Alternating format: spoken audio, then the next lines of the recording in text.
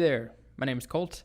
I teach people things online, and this is my crash course on HTML, CSS, and JavaScript. In 30 or so minutes, I'm going to do my best to teach you the basics of how these three technologies fit together, what they each do, how they interact, and then also we'll actually build a simple project together.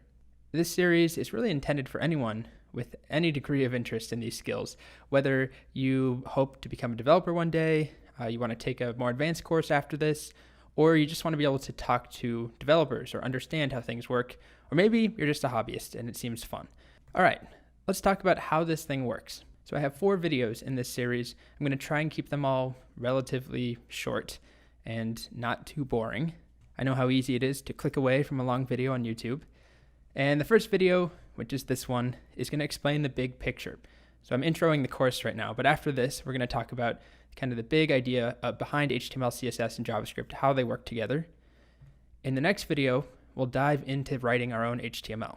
So we'll start our project. And then the following video, we'll talk about the basics of CSS. We'll add CSS to the existing HTML from the second video. And then the final video, I'm titling Stumbling Through JS. It's a working title, but that's probably a pretty accurate representation of what it's going to be like for us or for you if you're not familiar with JavaScript. The first two, HTML and CSS, are definitely much more straightforward and easy to learn. Here's a little emoji guide. This is supposed to be you. Explaining the big picture, pretty easy. Diving into HTML, easy, slightly less of a grin.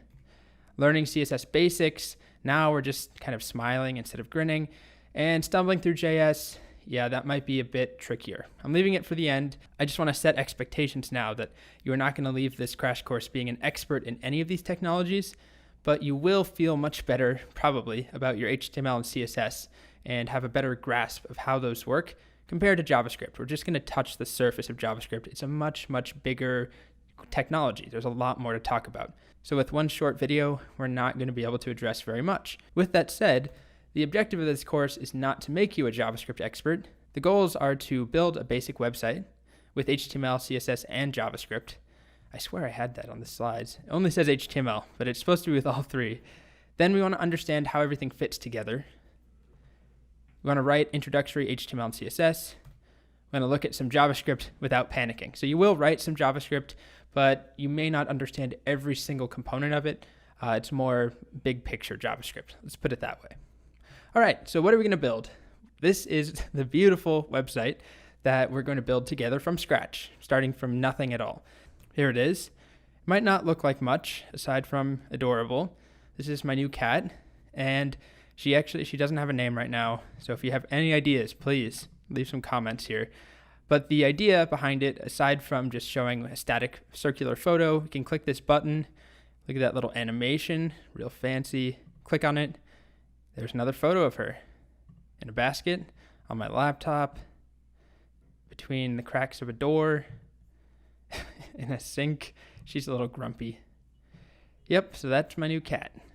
This is what we'll build by the end of the course. So this has HTML, CSS, and JavaScript all put together. As far as what you need to complete this course, there's not much. You need a computer. Doesn't really matter what type, Mac, PC, public library, computer cafe, somewhere. It doesn't matter at all. Everything that I'm going to show you works on any platform. And you need 30-ish minutes, 30-ish because it may end up being more like 40, but let's just say 30-ish for now. That's our goal. And let's say the timer starts now, not at the beginning of this video. Okay, so let's get on with it. Transition. So I'm looking at YouTube, the homepage for YouTube. I spend way too much time looking at this already. And what I want to show you behind any website, whether it's YouTube, Google, some restaurant menu website, Yelp, anything, any website that you ever visit, it consists of, at a bare minimum, HTML, most likely CSS, and nowadays also most likely JavaScript. So at most, it's HTML, CSS, and JavaScript, and at least it's HTML. And when I say that a website consists of those technologies, what we see right here is the rendered version of a website. So when I actually go to youtube.com, I'm going to refresh right now. I'm sending a request to YouTube servers asking for the latest version of this homepage. And it sends to me something that looks like this. I'm in Chrome, and I'm going to go to right-click, View Page Source. If you're not using Chrome, it's okay. You don't have to do this part. This is going to allow us to see exactly what the web page actually looks like. This is the skeleton underneath that skin. This is what is sent back from that YouTube server. And it's a mixture of HTML. This is some HTML here, CSS. This is some CSS here, and JavaScript. If I keep scrolling, this is some JavaScript. So a website like YouTube is insanely complicated, but I just want to show you that behind the scenes, it is those three technologies. And they combine to make it this, which is not that impressive, but then your browser, whatever browser you're using, knows how to translate this, take this set of directions, and actually make a nice looking web page, which we see here. Okay, so we've established that HTML, CSS, and JavaScript are three things, and that's pretty much it. We know that they combine to make what we see here, but what are they each responsible for? Well, let's swipe over here, and I have another web page open. This is called codepen.com. It's a website that allows me to share HTML, CSS, and JavaScript code with you very easily. You don't have to download everything. It's all in the browser. So we have three windows to type each technology, and then a fourth window at the bottom that shows the rendered website, the result. Right now, I don't really have any CSS or JavaScript, and actually what I have in the HTML window is not really valid HTML. It's just some basic text. I should mention that this right here, this is commented out HTML. This means it is not running. I've made it invisible. And I'm going to fix that in just a moment. But for now, this website down here is just the result of this text. It's plain text. And I just have a couple of lines that say things like, make me a bullet point. It's currently not a bullet point. Make me a button here. It is not a button. It's just text. If I comment this out, so that's Command/ on a Mac. On a PC, it is Control/. One of those buttons down there next to Control with a slash. It no longer runs, and I'm going to uncomment this code here. This is HTML. So the exact same text, the same idea, the same data, but it's all wrapped in these tags. Let's see if I can make this a bit larger. These HTML tags encode structure in our page.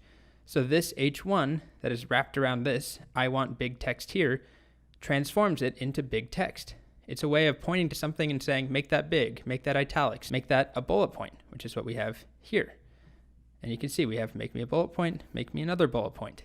Or finally, make me a button here. I wrap that in a button tag and we get a button.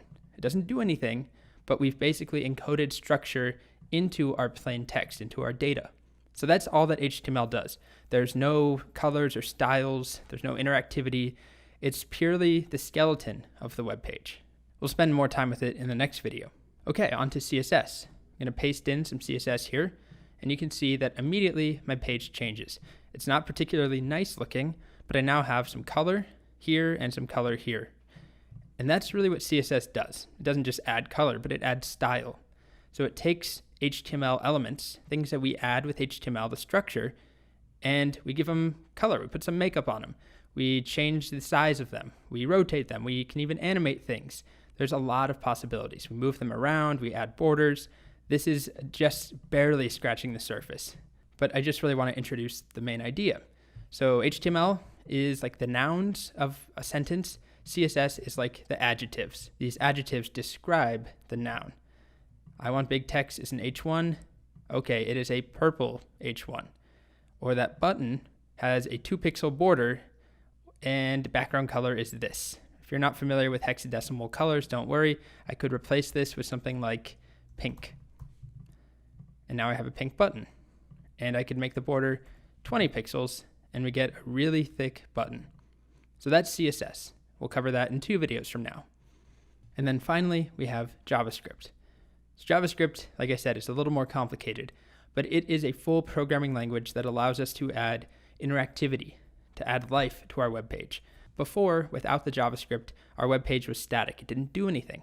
It never changed. Now I've added in some JavaScript and it makes this button work and it does something. Every time I click this button, it picks a random color and it changes the background color of my web page to that new random color. So every time I click, I'm adding a new color to the page. Very simple example, but that serves to illustrate what JavaScript can do. HTML with CSS on its own can make some beautiful web pages, but if you want to make a game, you want to make interactivity, you want to add chat, other features to your website, for example, on YouTube, I could just display these videos and all this text and style things with pure HTML and CSS. But as soon as I add this search here, let's say I really wanted to see Jake Paul's latest video for some reason. See this autocomplete here, this suggestions, this is done with JavaScript. This is interactive. It's not just showing me the same content that was here when the page loaded. There's new information appearing. That's just one example of JavaScript on this page. So those three technologies, I used to call them the front-end holy trinity, but then one of my students said that they were offended by that, I guess, because that's religious terminology or something. So I'm just going to call it the front-end trinity. Let's go with that. Just cut out holy. HTML encodes our structure. CSS is our style, how things should look. And JavaScript is how things should behave. And we'll stop here. In the next video, we'll actually fire up our text editor and create an HTML file and write our own tags from scratch. See you then, if you come back.